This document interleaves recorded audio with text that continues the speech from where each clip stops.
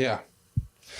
So as we're getting ready to come into WrestleMania, there's a lot of moving parts, and we're going to talk about a lot of politics and behind the scenes. But as we're talking about the contract, you're probably, if you're working with Taker and you're working with Shawn and you're in main events, it's probably not a thing where you're wondering, hey, are they going to renew me? You're getting main event payoffs, right? So from a house show perspective, even if the houses weren't what they would be in the future, it's not like you're worried they don't see value in the character. Right. We could go back and look at my 97 payoffs. I would complain from time to time. Really? I would, yeah. You can check with JR. I assume that goes to JR. Yeah, right? That was JR. I didn't overdo it, but I would fight the fight when I really believed in it, especially when the houses took off, and then I would see that I was getting less for a main event than I was getting for a semi-main event with half the crowd. So I realized this is not a mathematically fine-tuned process. This is a gut feeling. So JR would say, well, Mick, the shows are selling. He'd say you weren't in the main event. I'd say, Jim, these shows are selling out before we even announce a main event.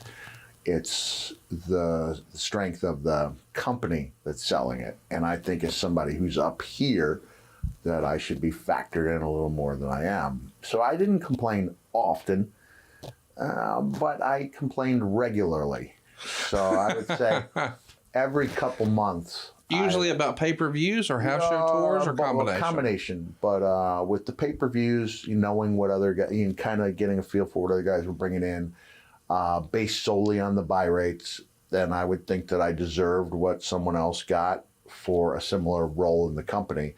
But 97, I probably wasn't making what I should have for main events around the loop. Let's go back in time, okay. 1 year to when you first come in. The sigh comes because I'm like, do I really want to complain about the payments, 25 years after the fact, because the company ended up doing so much for me. But 97 was not a The company's hurting in 97. Yeah, company's hurting. Yeah. So I'm going to say I think I pulled in about $350,000 in 1997 as a full-time wrestler working around the country and the world near the top of the card. Not a ton of money. And not a ton of money. Especially when you deduct expenses out of it. Expenses, the pain I was in, taxes. So you weren't getting rich. You would need about 10 of those years in a row to even start really getting a comfortable nest egg for the future.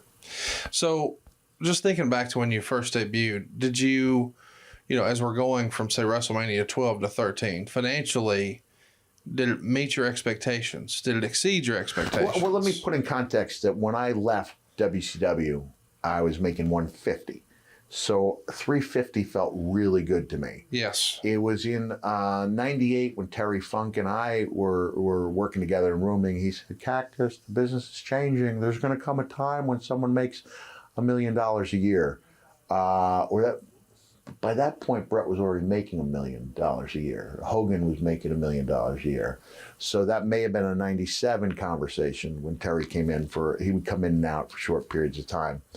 But I was not upset with $350 at the time.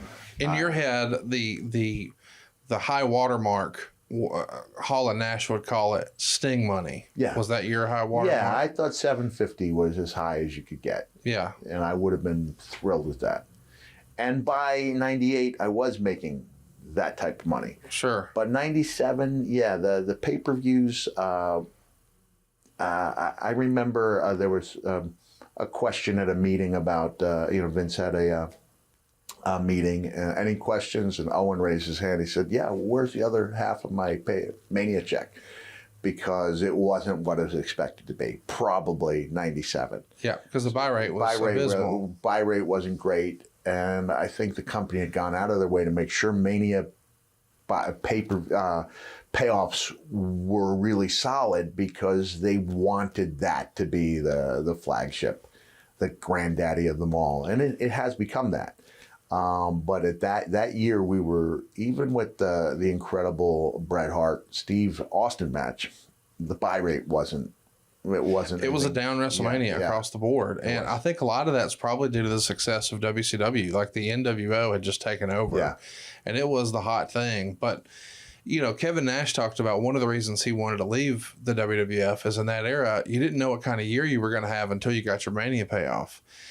So I am curious, when Owen raises his hand and says, "Where's the other half of my Mania payoff?" Obviously, he says that sort of tongue in cheek, but does Vince try to explain the realities of that buy rate to everyone, or is it just dismissed because of the public forum? I think he was quickly dismissed. Yeah. That's a conversation he would only have with individuals. Yes.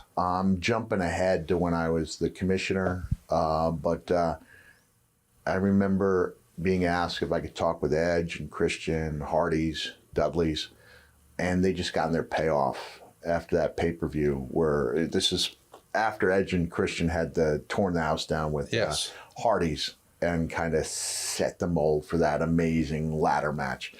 So now it's the three teams, and they, I guess they felt like I was still one of the guys, right? Yes. They fully understood that I'm not actually the commissioner, right? I'm not actually office. And I said, well, how bad was it? And when they said 10 grand, I went, you got $10,000 for that?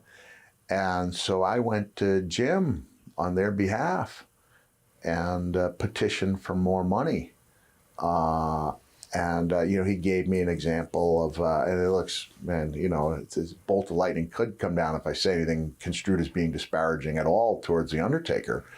But when I brought up how much we had heard Undertaker made, he goes, well, Undertaker's a tenured veteran. I said, be that as it may, the match with him and Boss Man was thrown together like that.